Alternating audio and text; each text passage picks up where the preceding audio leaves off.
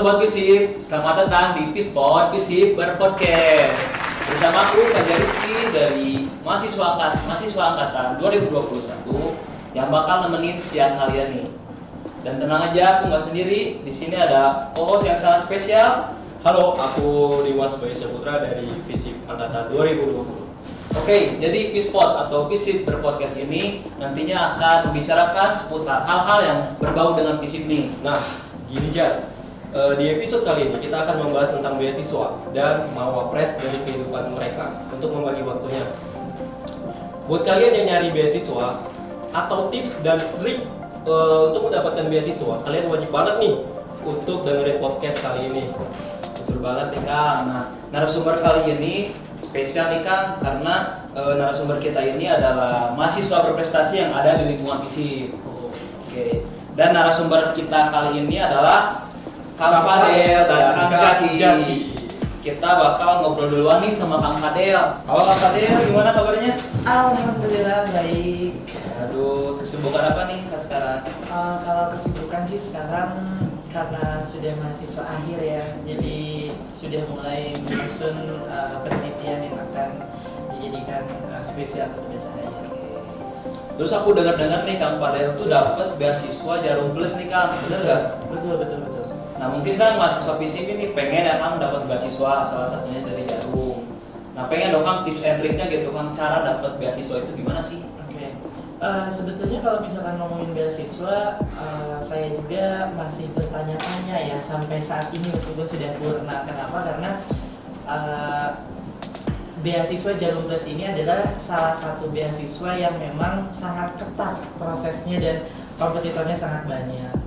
Nah, dari angkatan 38, kebetulan saya angkatan 38 di beasiswa Jarum Foundation ini, kurang lebih di awal itu ada 13.000 pendaftar. Banyak banget ya? Ya, jadi tadi saya bilang saya tidak sangka bisa menjadi awardee atau penerima beasiswa Jarum Foundation karena dilihat dari 13.000 pendaftar, salah satunya adalah saya dan saya masuk ke 521 orang di angkatan 38. Keren banget. Nah, caranya bagaimana? Caranya sebetulnya memang tidak ada cara khusus ya.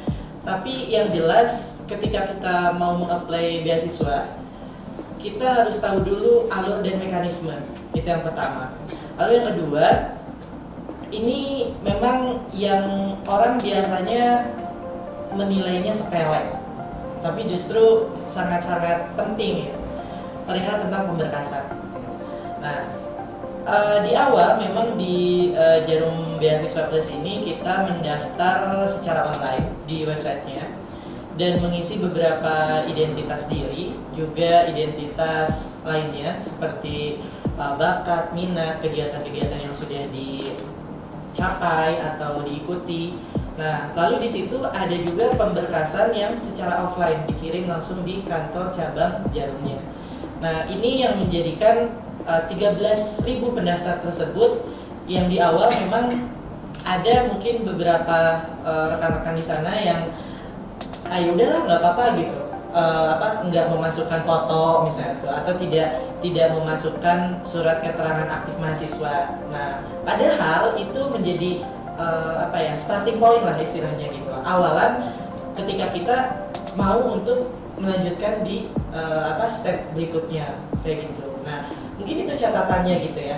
Nah, selebihnya saya sih berpikir banyak orang yang dengan kemampuan lebih daripada saya, tapi mungkin ini takdir Tuhan lah gitu, yang mengharuskan saya, yang memberikan rezeki saya menjadi penerima beasiswa Jarum Beasiswa Plus seperti itu. Karena dari pada saat sesudah pemberkasan, alhamdulillah saya keterima di tahap selanjutnya, yakni psikotes dan skolastik.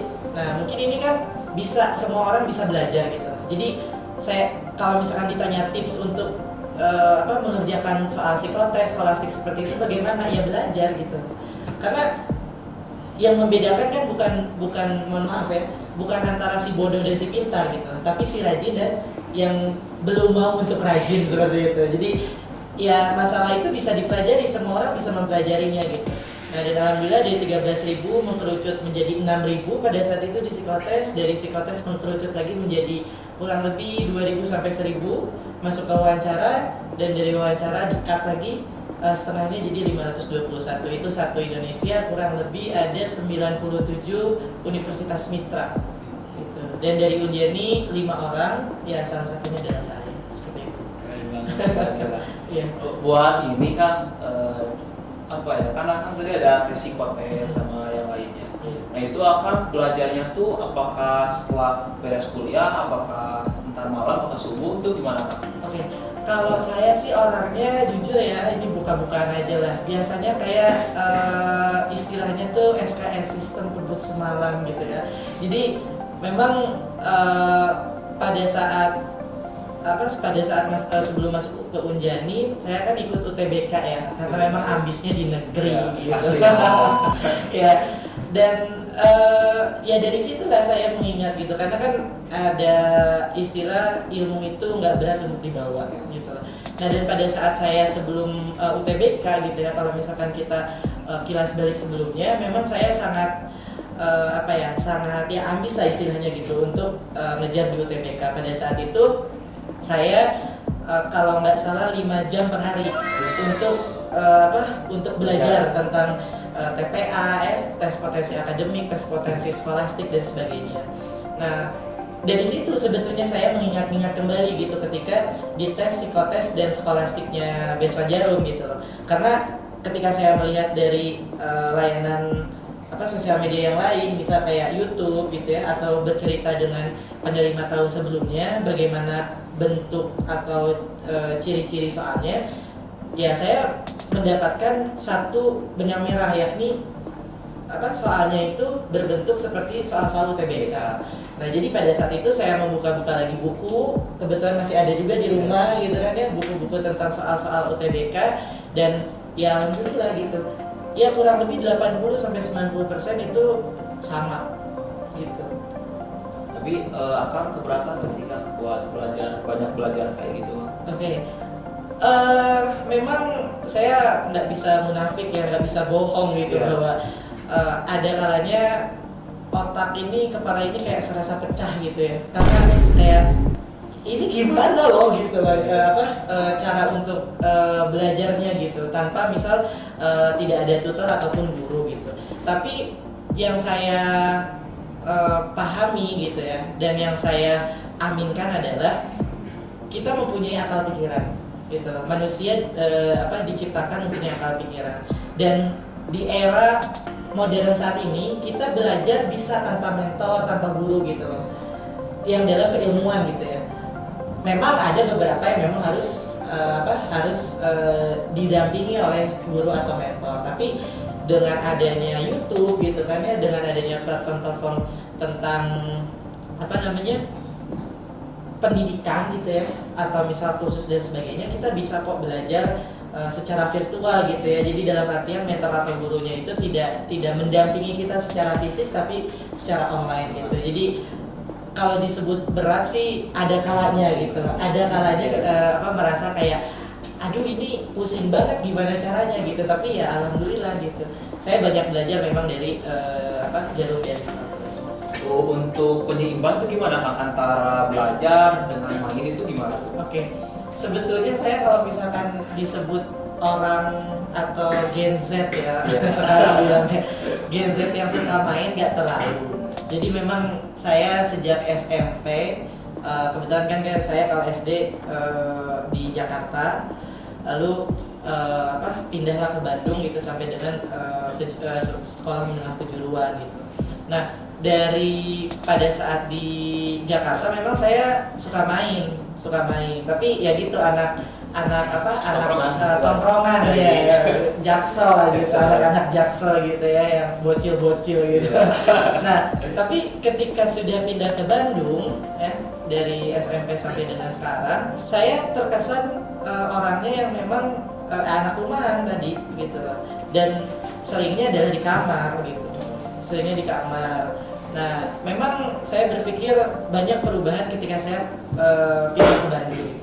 Yang asalnya katakan ekstrovert lah gitu ya di Jakarta tuh yang benar-benar ngetokin Setiap pintu, rumah. iya gitu buat ngajakin main temen-temennya. Sekarang yang diketokin pintunya gitu buat keluar gitu kan. Iya. Nah, ya itulah jadi penyeimbangnya adalah saya seringkali gitu ya, seringkali ketika misal lagi jenuh, lagi mumet baca buku gitu ya saya me time gitu loh. Me time-nya keluar tapi benar-benar sendiri gitu loh. Contoh nonton gitu ya ke bioskop tapi sendiri gitu. Sering banget saya ini saking gabutnya ya, saking randomnya tiba-tiba dari Bandung ke Jakarta gitu kan, terus KRL-an gitu. Jadi ya KRL-an gitu, benar-benar kayak ngeliatin orang yang lagi ngobrol gitu loh. Cari suasana. Cari suasana, iya kayak gitu. Jadi penyeimbangnya gitu sih. Tapi memang saya itu punya kebiasaan setiap kemana-mana pasti bawa satu buku. Jadi ketika misal nunggu, misal lagi ada antrian gitu ya, itu baca buku gitu. Tapi ya bukunya nggak berat-berat lah kayak gitu. Keren banget. Sama ini Kak, aku Oke. tuh mau nanya dari apa ya? Dari program beasiswa Jarum ini ada apa ya?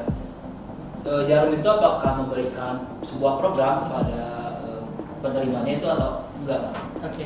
Ya, jadi pastinya yang namanya beasiswa pasti ada benefit yang didapatkan oleh para awardee atau penerimanya. Salah satunya adalah Jarum Beasiswa seperti itu. Nah, kalau misalkan dari segi benefitnya itu terbagi menjadi dua. Ada yang dalam berbentuk pelatihan dan yang kedua dalam bentuk uang pembinaan gitu ya, atau kita biasanya gajian gitu tiap bulannya. Memang kalau misalkan dibandingkan dengan beasiswa yang lain, secara materi atau secara uang gitu ya, ini memang relatif tidak terlalu besar seperti itu. Jadi sekitar 1 juta per bulan gitu. Jadi kita selama 1 tahun jadi kurang lebih 12 juta gitu ya per tahun. Nah, tapi yang membedakan beasiswa Jarum dengan beasiswa yang lainnya yang saya rasakan adalah adanya pelatihan. Nah, pelatihan ini ditujukan kepada para penerima untuk bisa menggali potensi lebih jauh, mengenali diri kita tuh cocoknya di mana gitu loh. Diri kita tuh cocoknya menjadi apa gitu.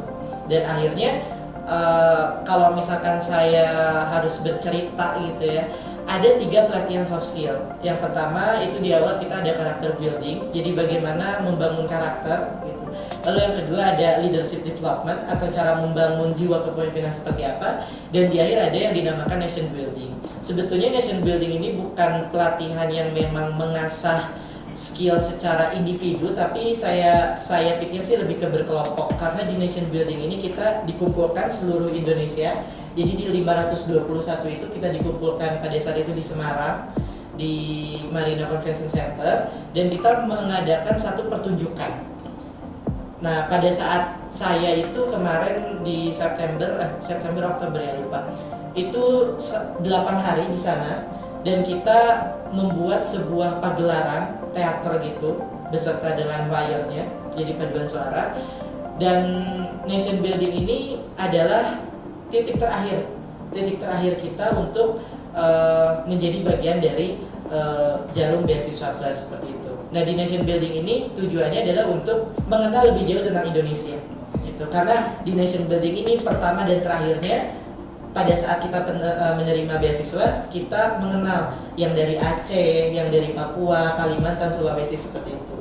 Jadi namanya nation building dan ditutup dengan namanya itu Malam Dharma Puruhita seperti itu. Jadi kayak mengkukuhkan eksistensi bahwa Indonesia Bhinneka Tunggal Ika gitu lah. Berbeda-beda tetapi tetap satu tujuan seperti itu. Dan sebetulnya ada lagi 3 pelatihan soft skill lainnya namun tidak wajib seperti itu. Yang pertama ada writing competition, yang kedua ada community empowerment, dan yang ketiga itu ada national exposure.